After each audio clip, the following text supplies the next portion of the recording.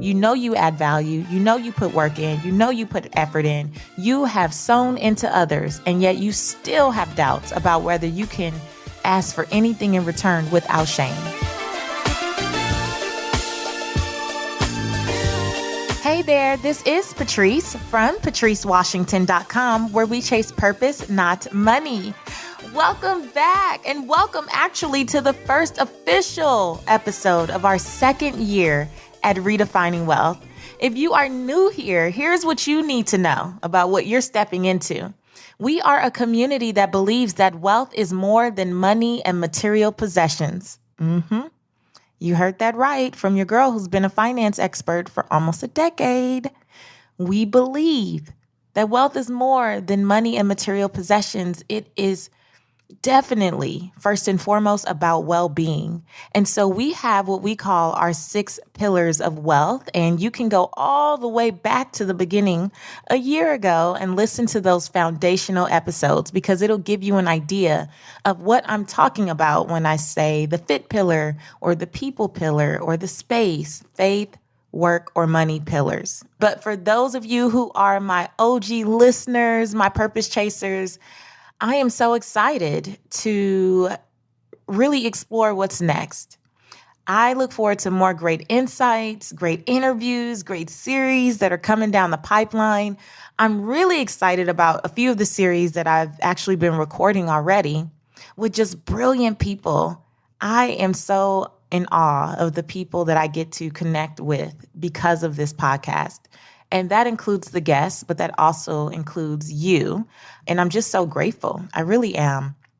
I shared last week that I launched the official community for Redefining Wealth on Patreon as a way to have a safe space just to engage much more intimately than I can in definitely not Facebook. I'm not a Facebook hater, you guys, but ever since the elections of 2016, Facebook has just exhausted me. I'm not going to lie. And I don't know about you, but every time I log on and someone has put me in another group or another dozen groups that I know nothing about, I have no idea why I'm getting these notifications. It just makes me want to log off. And so I intentionally chose Patreon because I wanted a space where we wouldn't be distracted by all of that, and where you could get what you were coming for, which if you're coming for me, I'm going to be there, number one. But if also you're looking for other purposeful, intentional folks who are really just trying to live their best lives and they're sincere about it and they have the right spirit about it and none of the drama and confusion, then that's what I wanted to create. And so I shared last week that I launched that. I'm so grateful to have several of you who have raised your hands and said, yes, I support you. I am a purpose chaser, which is the website. I am a purposechaser.com. But it's funny. I didn't expect this to happen so quickly, but with the community, I was anticipating that I would learn more about what my audience needed, what they wanted, and that it would help me create even more compelling and engaging content. And I think for those of you who've been here for a while, you'll agree that we have had no shortage of magnificent conversations. But I wanted it to not always be from me. But it's so funny. As soon as I get in Patreon last week and I started engaging with the founding purpose chasers, I was sending them private messages and just welcoming them into the community. And I kept hearing, or I should say reading, this common theme about why several of those first founding purpose chasers chose to support. And it prompted me immediately to shift what I was going to talk about today and record this episode, because as always, I know that whenever something comes up for me, I'm not the only person who has these thoughts or these struggles or who battles with different limiting beliefs or different doubts. And as I've shared, I think it does our tribe a disservice when people with a platform, and I mean a platform of any size, if you have any influence amongst, I don't care if it's 2 or 10 or 200 or 1,000 or 10,000 or 1,000,000 people, whatever that is, and you don't tell the truth about what your fears are or your pains or your anxieties, it makes other people feel like there's something wrong with them. like they're inadequate, like they're the only ones, which is why so many of us feel isolated, right? And that's why I'm trying to bring us back into community. We feel like we're out there on an island by ourselves, especially if you're like me, you work from home, you're in this gig economy where you're doing your own thing, but you pretty much are doing it on your own, even if you're an employee of some type or if you're an entrepreneur. And I know that the last couple weeks since the team retreat, which I've talked to you guys about, it really pushed me into giving myself permission to get the support that I needed. And you'll remember that I did an episode called Being Selective with Your Surrender. You can't be selective with your surrender. And this whole process has really been teaching me a lot about how selective I've been with the support I'm willing to ask for and receive. How have I been selective with the support that I'm willing to ask for and the support I'm willing to receive? And I really have been sitting with this, but then in those DMs on Patreon, I was talking to one patron, purpose chaser in particular, Maritza, and it just really prompted me to literally close my phone and crack the mic. And so let me start by saying this. I would be lying if I didn't say that launching Patreon didn't create both excitement and trepidation. Excitement because I know the magic that is created when you put passionate, purposeful, and intentional people together in one room, in one space.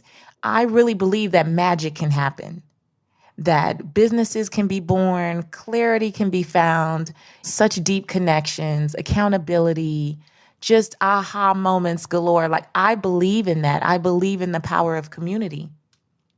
And so, of course, I was excited about Patrice's Pod Club, right? Like, that's a part of it. So reading books with my community for upcoming interviews and getting their feedback. And I was excited about fleshing out episodes and helping create action steps after each one so that you can actually put into practice the things that you hear on the podcast. Super excited about all of that. And the more my team and I brainstormed, I'm like, yes, I can see people having complete breakthroughs.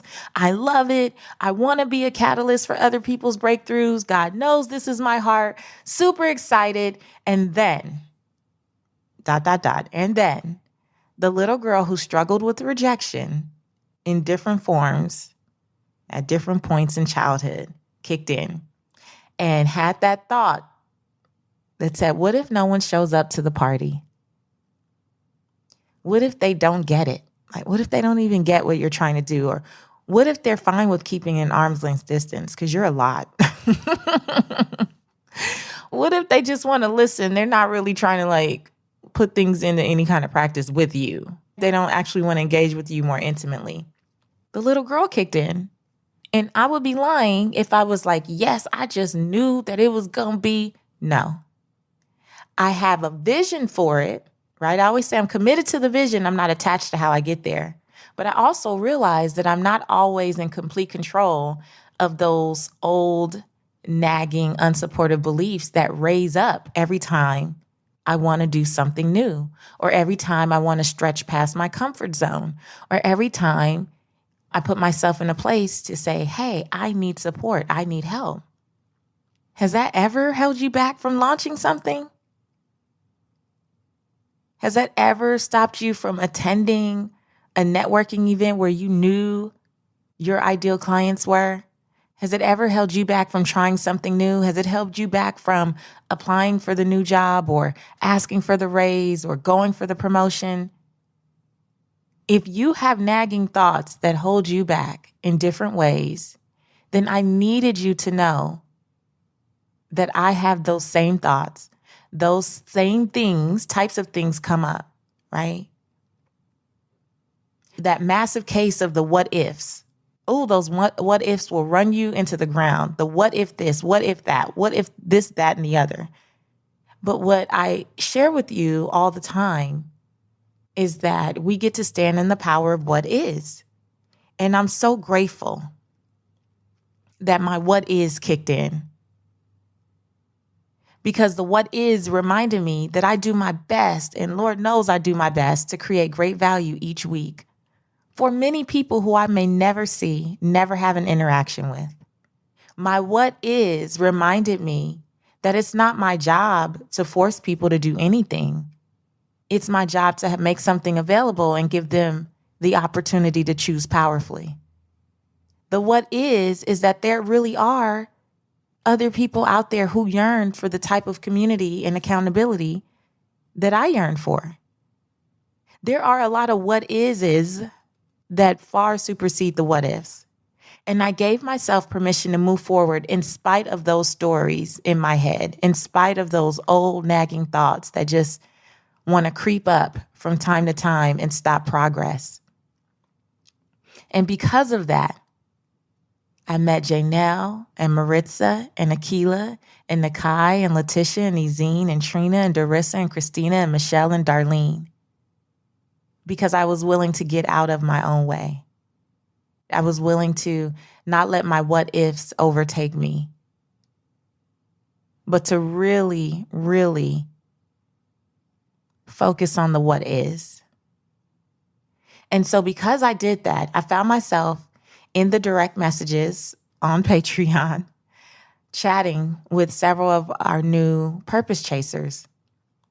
And I wanted to share with you briefly some of the feedback, because that is what really became the catalyst for me stopping everything I was doing and recording this episode. First of all, Kathy said, following your pillars have really helped me get clarity so I can focus on what's important, have a space that allows my creativity to flow, and maintain my health emotionally and physically. I am more than happy to support you as you have supported me this last year. I can't wait to see what levels we're all going to rise to next. I am more than happy to support you as you have supported me this last year. Okay, remember that. And then Maritza said, it is an honor to be able to sow into what you are doing. In my prayer time, I told God I wanted to sow a seed into your life because you have been such a blessing to my life. I didn't know how much, and then I received this invitation yesterday to partner with you, and I knew God was answering my prayer after seeking him about this. Y'all, I wanted to share those because I thought about all the potential what ifs that could have held me back and have definitely held me back several times in my life. And hearing this feedback from them made me realize not only would I be missing out on the support that I need, but I would have been getting in the way or blocking other people who genuinely want to be a blessing and want to sow into this ministry, this podcast, this platform. And I would have been preventing myself and them from just being able to, I'm trying to figure out the right way to say it, but I remember when my granny used to say, don't block people's blessings. Like when someone wants to give you something, you don't tell them no, thank you, or no, that's okay, because you're going to block their blessing. They genuinely want to be a blessing. And so I was channeling my granny and I was thinking about this and I'm like, I would have been blocking Kathy's blessing. I would have been blocking Maritza's blessing, being in my own feelings, being in my own head about what I think saying I need support means to other people. Because if I'm honest, I struggle with asking for support. And if you saw me on The Round, which was on BET Her, or maybe any number of things, I talk about understanding that seeking wisdom and asking for help is a part of what led to the financial crisis for me. Now, yes, the Great Recession was a real thing. It impacted many of us, but I believe in personal responsibility. And in my own reflection time, I realized that there were a lot of things that I could have done to ask for help, and I didn't. When I say that, it wasn't necessarily financial help. It was just asking questions or being coachable, which we're talking about next week, or being coachable or being just someone who is a complete seeker of information and wants the wisdom from others. So not just the information, but then how to apply it to your life. And I've definitely become better at asking for help when it's about asking a question or investing in coaching or seeking out mentors. It's not a problem for me to say I don't understand and I need help. That's not it. The selective piece of this was saying I need financial support because I struggle with the perception of what people would think. I struggled with, well, will they think I'm begging? Or will they think I'm broke? Or will they think that I'm being, what's the word? Oh gosh, I don't know why I'm struggling with this word. That I'm just being one of those sleazy people who are trying to take from people, I just struggle with what would those perceptions look like. And I really challenged myself to start looking deeper about why I was telling myself all these stories, because I created a story that as the money maven, everything I did needed to be paid services or self-funded. 2 buckets, that's it, right? And which is why I said I've never had an issue. I shouldn't say never, excuse me. In recent years, I haven't had an issue with saying, oh, if you want me to speak, this is my rate. If you want me to be your spokesperson, this is my rate. If you want, these services, want me to be your coach, this is my rate. I don't have a problem with that because I understand the worth and the value that I bring. But when it came to just asking for support in general and realizing that asking for support would make me a better steward, which is the example that I need to be for my audience, I was struggling. And so I wanted to break down these what ifs because I know that if I'm struggling with this, many of you are struggling. And I'm going to keep telling you different things that came up as I was just fleshing this out after chatting with Maritza.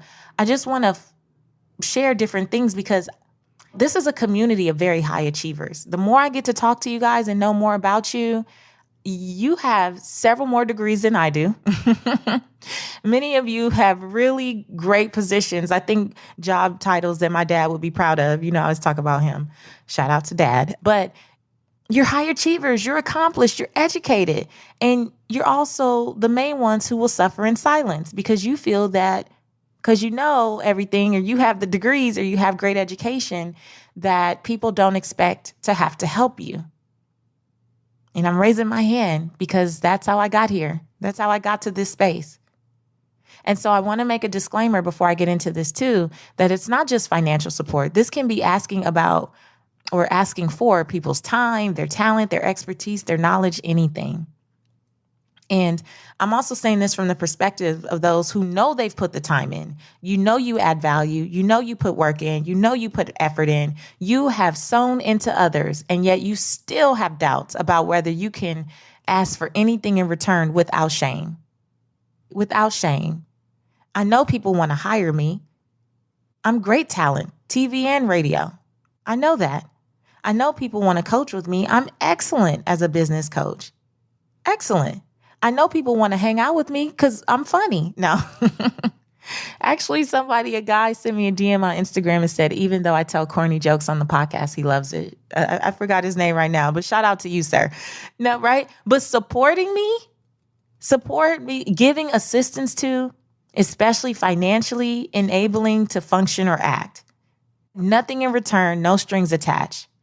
Now, I may know intellectually that I am worthy of those things, but I still didn't fully accept it. I'm going to keep it real.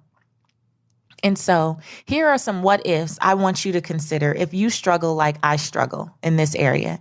The first one is, what if we are taking how we show up in the world for granted? What if you and I, are taking how we show up in the world for granted? And again, I've always looked at this in terms of charging what you're worth. So you may not have a problem negotiating your raise. I don't have a problem quoting my fees, my travel requirements, my services, whatever. I'm just straight up about it. I don't have a problem with that. But just a general flat out, will you support me? That is not language that I have been accustomed to using. It just isn't. And I was thinking about whether or not this ties into having a false sense of humility. Because I don't know about you, but I was taught not to toot my own horn and not to think or speak too highly of myself. But then sometimes we take it too far, and now we don't think other people value our horn or speak highly of us, right? Like now we're trying to manage the perception that they have. And the fact of the matter is they do think that way about you. They do adore you. They do love you. They do see value.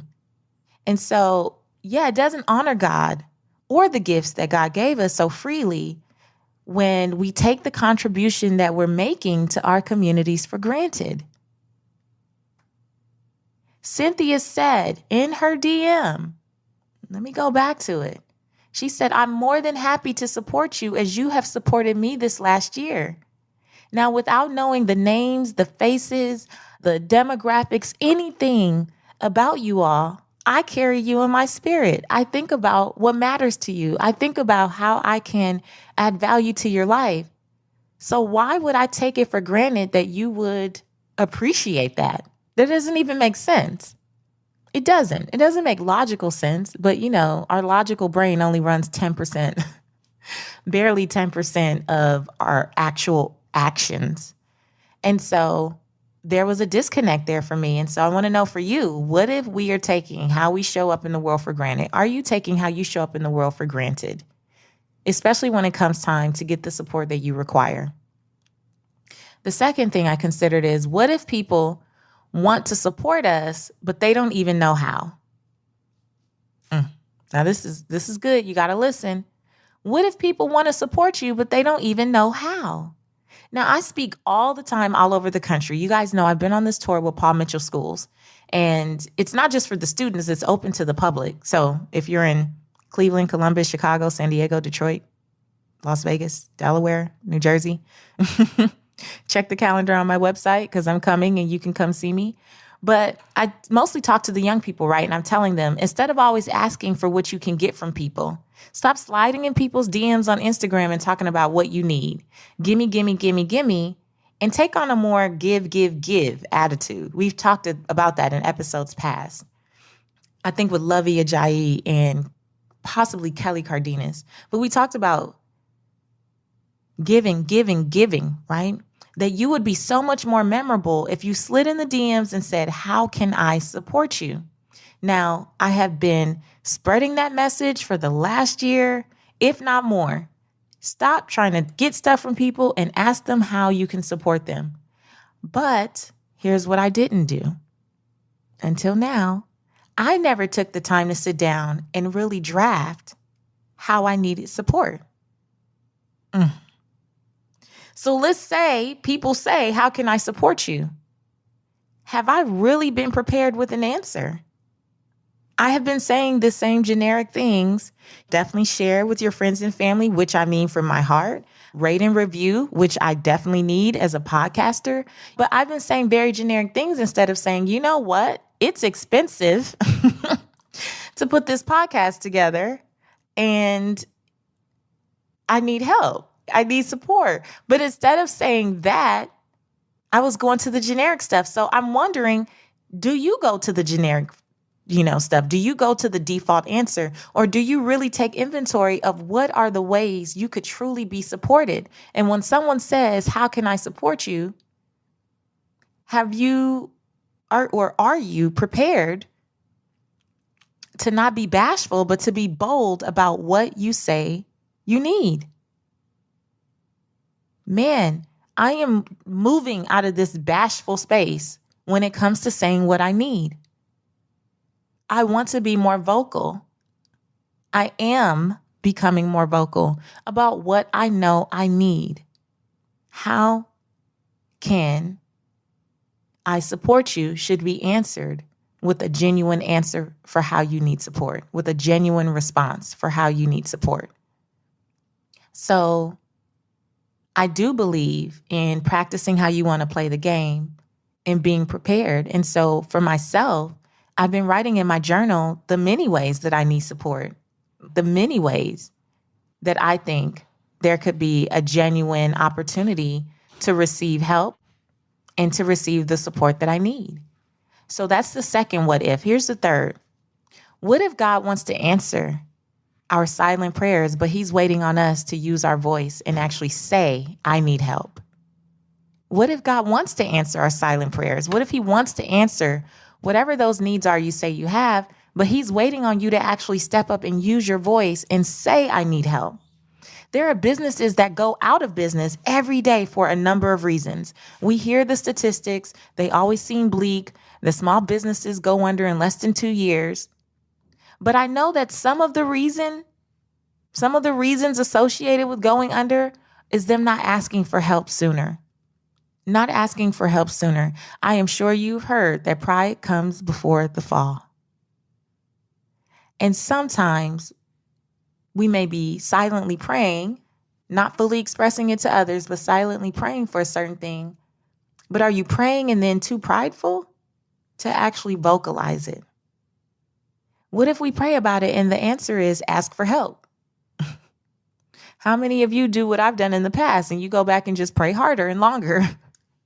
You're like, maybe God didn't understand what I was saying, so let me try this again, right? But is it pride or ignorance? What is it that's actually keeping us from asking for the help that we need?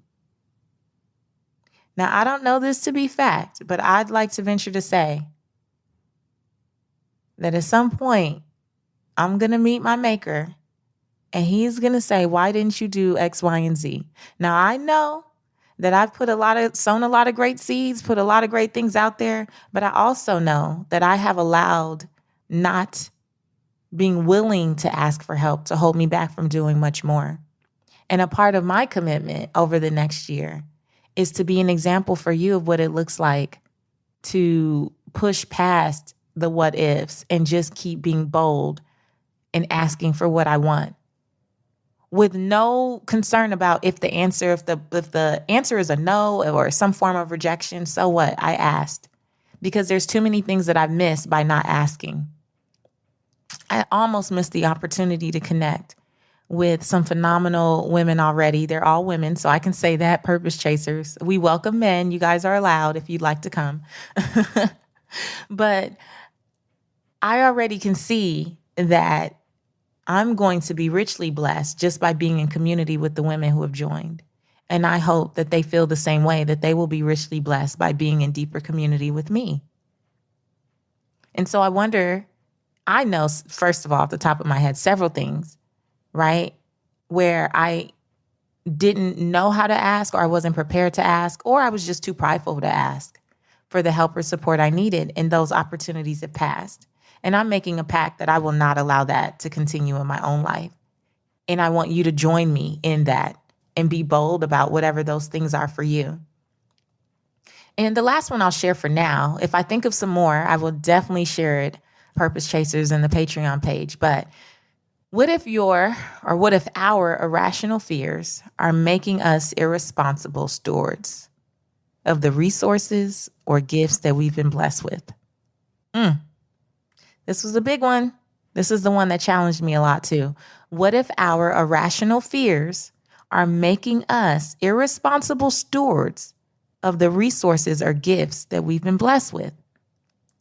And I had to realize for myself that what I may think of as noble or think of as just handling my business can quickly become irresponsible if it's not done within boundaries or if it's not kept in check. And what do I mean by that? I speak for a living, right? I coach for a living. I write books for a living. I don't do those things to necessarily, and I don't want this to come off wrong, but I hope you guys can understand what I'm saying. I don't do it to pay for a podcast, because before the podcast, I was speaking and coaching and writing books. So I didn't have to do a podcast to continue to do those things, but I wanted my own medium outside of being invited on radio and television, where it's very soundbite driven and you got to be quick and make your point. And I wanted a medium to be able to serve people in a deeper way, in a more fulfilling way, in a more meaningful way. But not monetizing that, even though I wanted a medium to bless people, even though my intention was good, not monetizing it and kind of being a snob about advertisers is irresponsible. Because the over $20,000 that I've invested in the podcast, while you guys love it and it's been a blessing, and it's been a blessing to me, to all of us, at the same time, it's $20,000 that came out of the bottom line that my family normally receives from the activities that take me away from my family.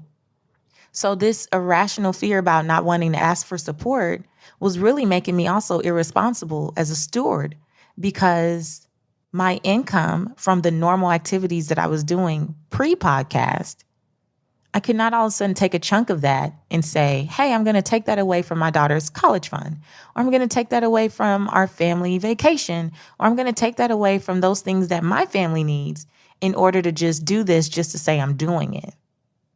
And I had to really sit with that, because while my heart was pure and while it's very noble in a sense, it's not that wise. And I can't sit here and teach you about being wise financially if I'm not making wise decisions financially.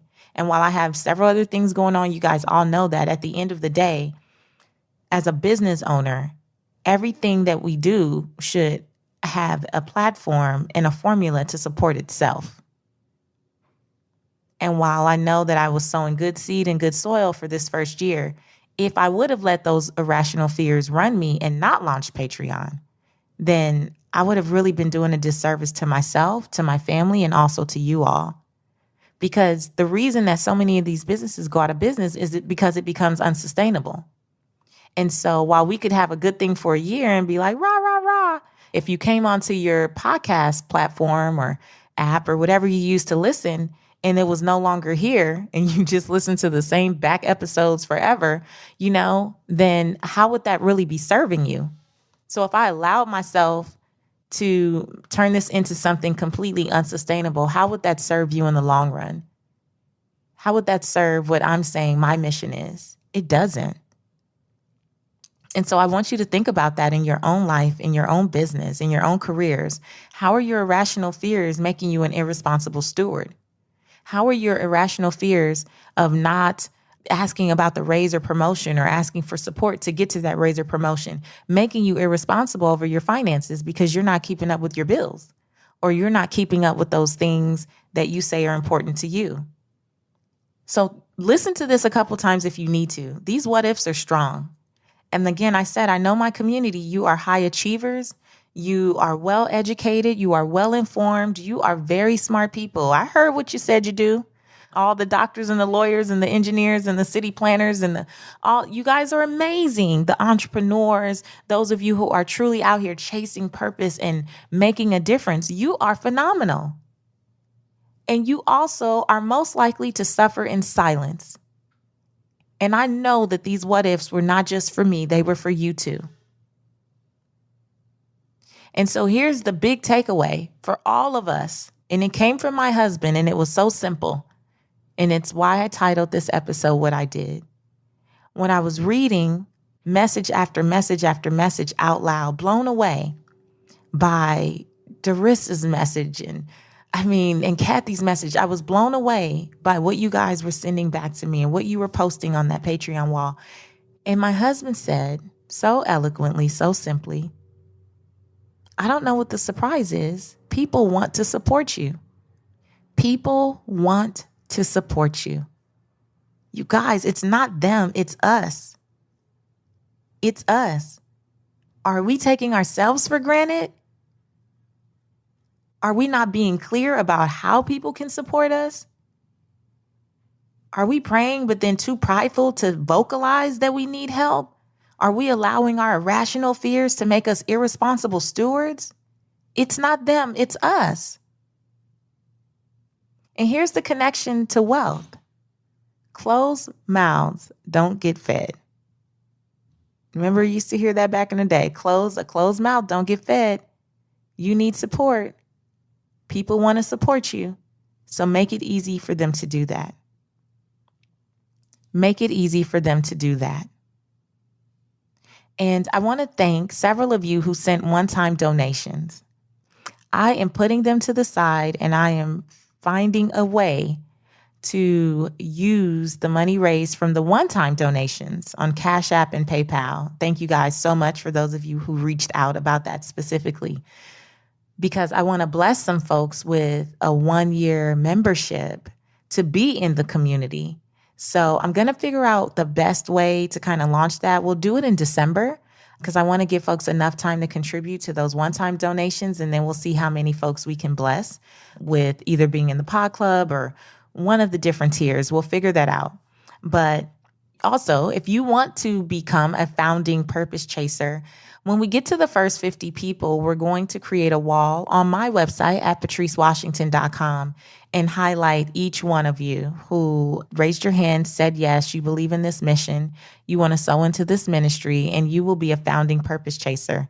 Not too late, of course, to come on board. So make sure you hit up IamAPurposeChaser.com and check out all the cool rewards we have beginning at just $5 a month, which is a little over $1 an episode. And you're going to hear more from me about this, not in this way, because I don't want you to think that every episode is going to be about this, but I want to be an example. And I'm putting it out there because I have to become an example of being okay with asking for help. I can't teach you guys to not be selective with what you're surrendering, and then I'm still picking and choosing what I'm going to surrender. That's not cool. It's not okay. And we're in this together. And so I appreciate you guys so much. You founding purpose chasers, I appreciate you. OG listeners, new listeners, I'm just so grateful to be in this with you. I'm excited about what's to come for this year. We're going to have so many opportunities, not just to gather online, but also to gather offline. Redefining Wealth Live is coming in Atlanta 2019, and also several regional events are coming. We got some live podcast tapings coming your way. We're planning them now. So stay tuned, stay connected. If you ever want to see where I'll be live, make sure you go to patricewashington.com and click on the calendar, and you can see if and when I'm coming to a city near you. For now, that's it. I just want you to say it over and over again, though. People want to support me. People want to support me. People want to support me. And I deserve the support because of the value I add to others. Until next time, I want you to go live your life's purpose, find fulfillment, and earn more without ever chasing money. Talk to you later.